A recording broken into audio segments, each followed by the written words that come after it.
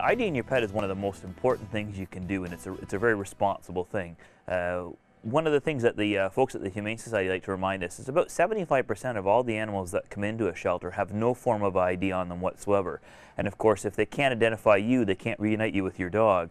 And it leads to maybe the dog being at the shelter longer than it needs to, and that's stress for your animal. So we just want to encourage everybody to make sure that their pet is ID'd, and you can do multiple forms of ID. There's a couple that you can get done at your veterinarian. The first one is a microchip implant, and that's where they put a little rice-sized microchip, usually between their shoulder blades.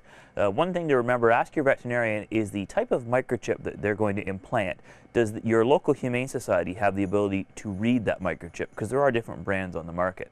And the other thing that they can do is tattooing. Some breeders will do this, and all veterinarians will do it. And that's where they actually tattoo a number in their pet's ear, and it's always referenced back to your name and phone number. You have to keep that information current with your veterinarian, of course. But perhaps the simplest thing to do, and the one that is my personal favorite, is to make sure that your pet, if they go outside, always has an ID tag on them. And ID tags are inexpensive.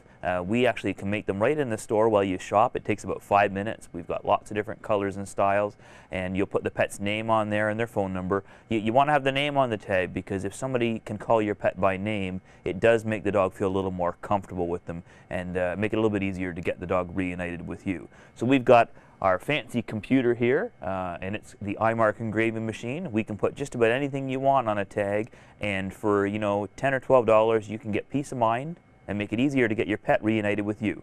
I like to have a backup system, so at least two things are great.